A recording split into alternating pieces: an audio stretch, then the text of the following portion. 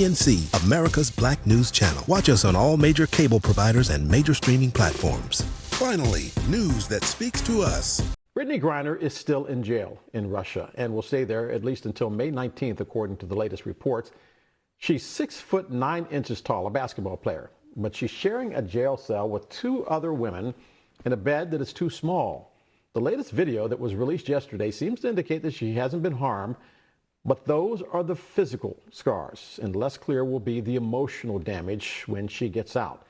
There is outrage on the part of the U.S., but is that outrage equitable? Is this country doing for Griner what Griner has done for this country? Think about it. An WNBA superstar and an Olympic gold medalist. Imagine for a moment that Russia had seized Michael Phelps or heaven forbid, Tom Brady. Would the response be as measured? To be clear, this may be the best that can be done to protect America's interest and an American citizen being held overseas. But to be honest, what America thinks about what is being done no longer matters.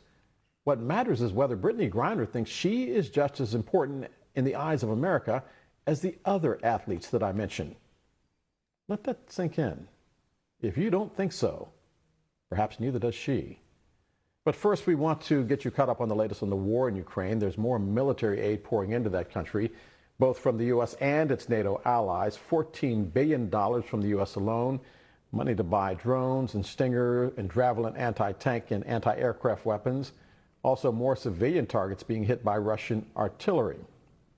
The death toll this morning, staggering on both sides. The UN saying hundreds of Ukrainian children have died. The New York Times, quoting Pentagon sources, saying between 7,000 and 14,000 Russian soldiers have died as well.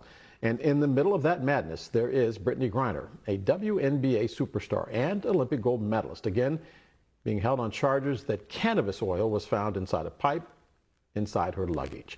And joining us now, two of the brightest minds in politics, BNC contributor Atiba Madyun, who's also the president and CEO of Party Politics USA, and Dr. Niambi Carter, the associate professor at Howard University. And Dr. Carter, I'll begin with you.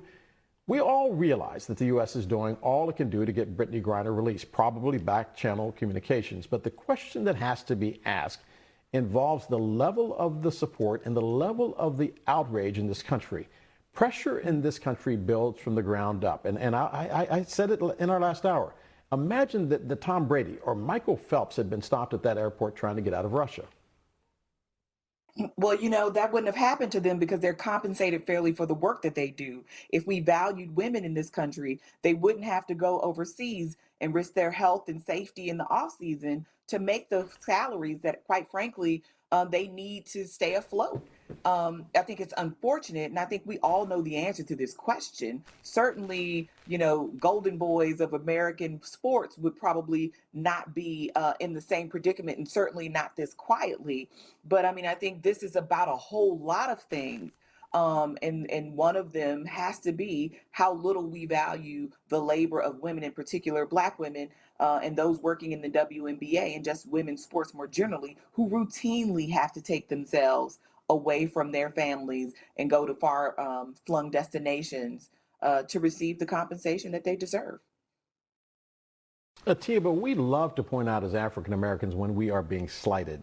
We do not necessarily like to admit sometimes that it is us doing the slighting. Is Black America doing enough to put pressure on the administration from the ground up with regards to getting Brittney Griner out of prison? I've heard more people saying free Breonna, or not free Breonna, but remember the names, for instance, with regards to George Floyd and Breonna Taylor, than I hear talking about Brittney Griner. And I'm curious as to why that is. Yeah, so call me incorrect on this, but I think this is not just on Black America. A few months ago, we saw the LGBTQ community come out really harsh on Dave Chappelle. Personally, I disagree with it if you listen to what he said.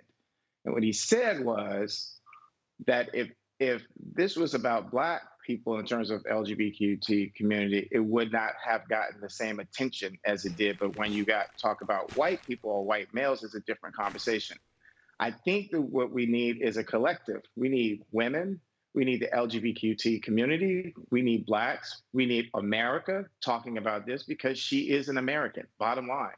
And we can't keep saying that we carry the brunt of all the burden to do this. She is an American citizen. She is an Olympian. She is a WNBA basketball player. She is so many different things. She's a woman. And so I think that, when we need to be speaking about this, but all of us collectively need to be speaking about this in a way that helps to elevate and amplify our voices, because the louder our voices become, the more people that are talking about this, the louder our voices become. That's why Breonna Taylor became a big issue, because there were many of us that were talking. George Floyd became a big issue, but it was also because there were a lot of people, not just blacks, who were talking about those issues. And Dr. Carter, are we putting enough pressure on the Republican members on the other side of the aisle on this? Brittney Griner is openly gay. That is something that we know Vladimir Putin hates. It is also something that a large swath of the Republican Party hates. And think about it. We have right now in Florida a Don't Say Gay bill. So I don't expect Ron DeSantis, for instance, to come out and say, free Brittney Griner. But then I have to counter that with, why not? Why shouldn't we be expecting the governors of all of these states that are coming out using the gay rights issue as wedge issues to come out and speak about an American hero being held in Russia? Well, I mean, I think that's just it, right? When we talk about being an American, we know that being an American for Black people, and especially if you're going to be a openly gay Black woman, means something a little bit differently. Who gets to be the exemplar of Americanness, I think, is what we're really talking about here, because there's no doubt that Brittney Griner is one of our best examples of who we are as a country, and certainly her contributions in sport have solidified that legacy. But I think what we have, I think, seeing here is a real litmus test. Are we going to be who we say we are? And if we say we are Americans and we protect Americans and we stand for Americans and we love Americans, then that means even the ones that you may not like them, you may not like how they live or any of that, that you go get them from a foreign country. Now, of course, we know it's not that easy. The State Department can't just go get you out of prison. I think that's something you see in the movies. That's not what happens. As you said, there's a lot of back channeling that has to occur. But we know that the consular services there have not been able to have regular relationships with Brittney Griner while in detention, haven't been able to see her regularly, if at all. And we know that's because of the situation we're in right now with Russia. And I hope that by the end of this, we see our national identity supersede all of these other kinds of identities, because that's really what's at play here. Who are we as Americans? And are we going to say, hey, it's open season on American citizens to the world, and just let American citizens languish, right? And I mean, this is unfortunately, she's not the only American citizen locked up abroad, quite frankly, but she's probably the most Atiba, noted. But if we're not going to go to the mat for her, then I think that tells us everything we need to know about this country and where we're going. I want you to address something that, from the standpoint of how she might feel. Forget about whether you agree, disagree, all of the other factors, but think about somebody being in jail and then finding out, did you know that thousands of people took to the streets to protest your being held?